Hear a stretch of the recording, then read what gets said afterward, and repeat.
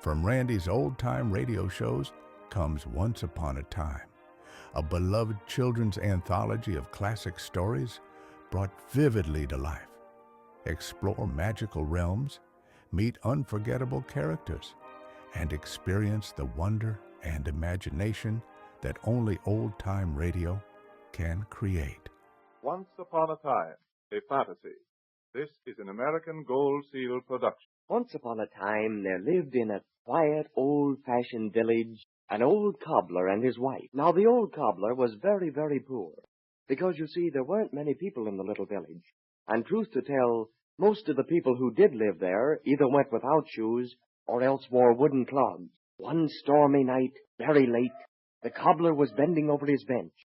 His wife sat before the dying fire, when above the lashing of the rain, they heard a cry at the door. That sounds like a baby. Yes, my dear. Hold the lamp while I open the door. Yes, a baby lying on the threshold. Here, give me the lamp. You pick it up. I'll close the door. The poor little mite. Yeah, bring it to the fire. I'll throw on another log, although mercy knows we've little enough wood. Put some milk in a pan and set it on the fire to warm. Yes, I'll do it. Hush, baby. No, everything's going to be Here, all my right. dear. The milk is warm enough now. Oh, that's good. Now take that old box and bring it close to the fire. Yes. Warm that old rug and put it in the bottom of the box. Yes, my dear. This will make a fine crate. Yes. Now, of course, the old cobbler and his wife didn't know that off in the forest, not so very far from their hut, was the Squirrel King's palace. And if they had, they never would have thought that the Squirrel King would have given them a thought. But he had. And even now, as the wrinkle-faced, wise old squirrel hurried to his palace, the gnomes and elfins sang and danced around the fairy throne.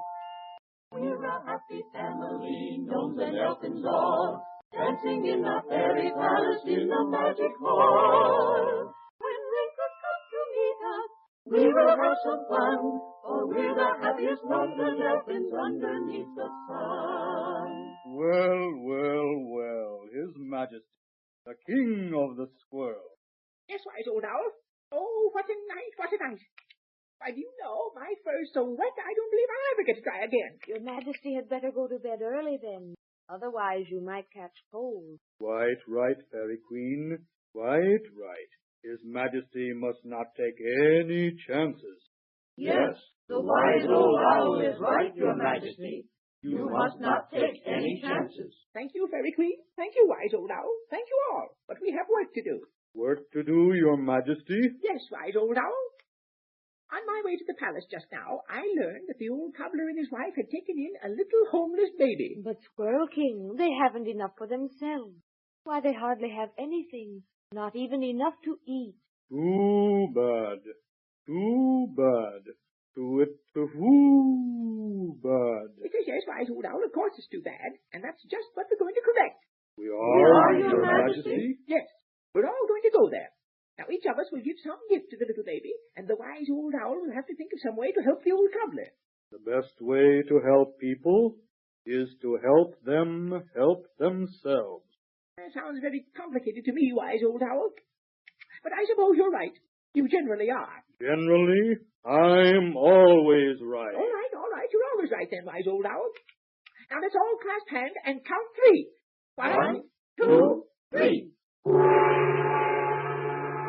Through the keyhole, under the door, down the chimney, through every chink in the tumble-down hut, the gnomes, elfins, and fairies swarmed.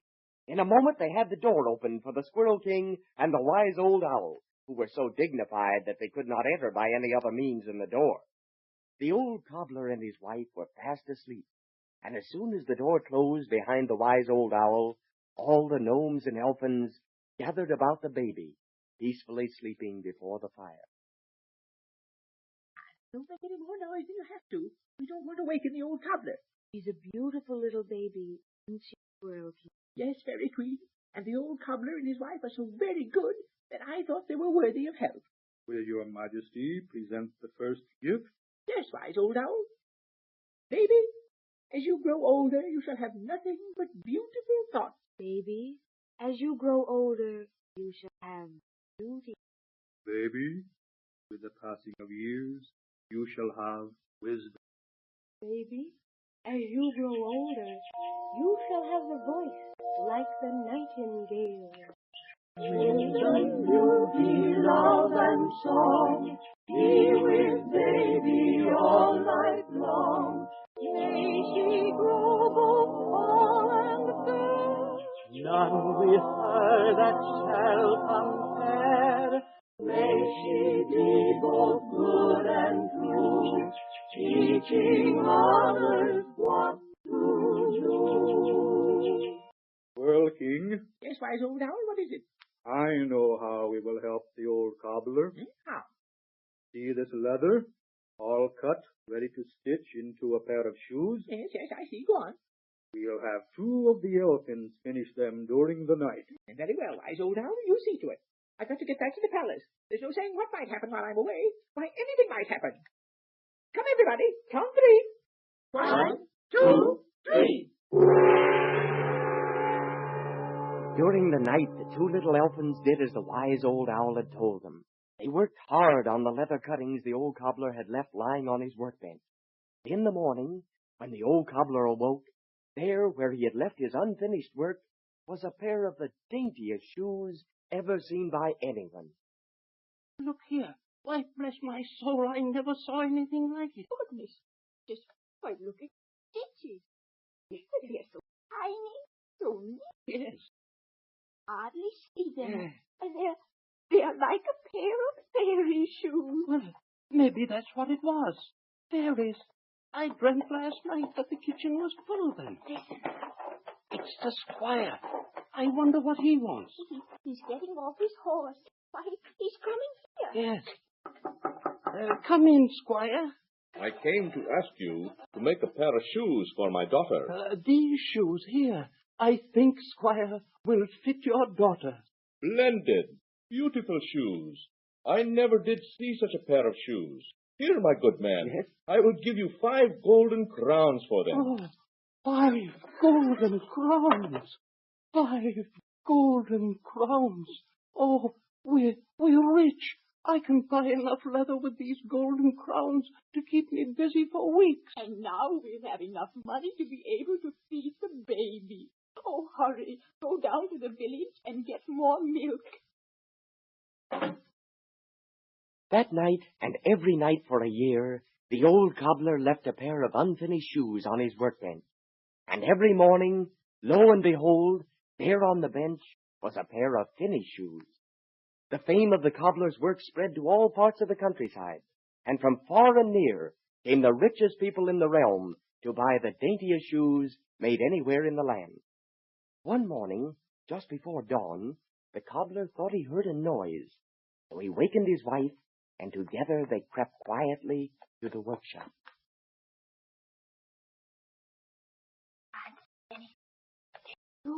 Oh, not a thing. Yes, I do. Look, on top of the bench. Goodness gracious. 2 little elfins. Yes, see, one holds the awl, while the other hammers it through the leather.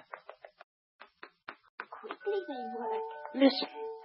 2 elfins are we, and we work at our task, making up shoes on the old cobbler's last. By dawning we'll finish, and away we will fly to the squirrel king's palace in the forest nearby. It's almost dawn, brother. Yes, we must hurry. Just 2 more stitches and we'll be finished. Don't shake so. I can't hit it right when you jiggle that way. There now. Finished. Just in time, too. They're gone. Yes, gone in a flash. Just as the cock crew for the second time. Now we've got to do something for them. Oh, yes, something in return for all they've done for us. I have it. What? I'll make them each a pair of shoes. And I'll make them doublet, Uh, pantaloons, Yes. and a cap. Oh, and here's just the right kind of leather. Soft, just as soft as can be. And here's the right kind of cloth for the suit. Yes. Fluffy like swan's down. Oh. Won't they be surprised? Yes, and now we'll have to hurry. I can work while I rock the baby to sleep. Can't I, baby? Yes. Rock my baby on the tree. That night, the old cobbler and his wife hid behind the curtain. And sure enough, just as midnight sounded, in came the two elfins. And behind them, hopping, skipping, and jumping, all the gnomes, fairies, and elfins from the Squirrel King's palace. The two little elfins spied the suits and shoes laid out for them on the workbench, and in a flash they picked them up, ran behind a log of wood lying on the hearth, and changed into their new clothes. Out they leaped to the middle of the kitchen floor, and all the gnomes and elfins, joining hands, danced around them in a circle. We thank you, Mr. Cobbler, for being very kind. We thank you, Mrs. Cobbler, for keeping us in mind. We'll wear our suits and shoes to walk back to Maybe Shore as we sing and dance together. La la la la la la la. And so the old cobbler and his wife watched the fairies, gnomes, and elfins as they danced and sang in the middle of the kitchen floor. And as for the baby, why, she grew up to be everything that the Squirrel King and the wise old owl wanted her to be. In fact, she was so beautiful that princes came from all over the world to ask for her hand in marriage. But that's another story, and you'll hear it some other time. Well, folks, that's it for this episode here at Randy's Old Time Radio Shows. Before we wrap up, it's worth noting that Randy dedicates countless hours to restoring and editing every single show before it's uploaded for your listening pleasure. Our goal is to preserve these old-time radio treasures and make them sound as clear and warm as the day they were first broadcast. If you'd like to support his hard work and help keep these classic shows coming, any donation, big or small, is sincerely appreciated. You'll find donation links in the description below. Or if a QR code appears on your screen, simply point your phone's camera at it and follow the prompts. Randy sincerely thanks you in advance for helping keep these shows alive. Thanks for joining us, friends. Until next time, keep the memories warm and the stories close.